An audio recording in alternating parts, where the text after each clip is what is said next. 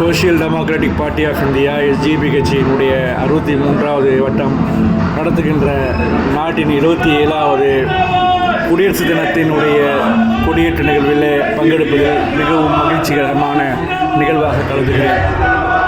உலகத்திலேயே மிக நீளமான சட்ட வரம்புகளை கொண்ட இந்தியாவினுடைய குடியரசானது கையால் எழுதப்பட்டு மதச்சார்பன்மை தளத்தை மேலோங்க செய்யும் சட்ட வரம்பாக இருக்கிறது. ஆனால் நடைமுறையில் அது பின்பற்றப்படுகிறதா என்று சொன்னால் அது இல்லை. அனைவருக்கும் ஒரு வாக்கு என்ற அடிப்படையில் உயர்ந்தவன் தாழ்ந்தவன் பேதமில்லை என்ற சாரத்தை கொண்ட இந்த இந்திய அரசியல் சட்டம் அது வழங்கக்கூடிய உரிமை அனைவருக்கும் பொதுவானதாக இருக்கிறதா என்று சொன்னால் இல்லை. இங்கே நம்முடைய உரிமைகளை வேறு எவரோ பெற்றுக்கொண்டு அடைந்து கொண்ட நிலையில் இருக்கிறது. அந்த நிலை மாற வேண்டும் என்று எஸ்ஜிபி கட்சி விரும்புகிறது. அதனையே நாம் நம்முடைய தோழர்களுக்கும் மக்களுக்கும் பயிற்றுவிக்கிறோம்.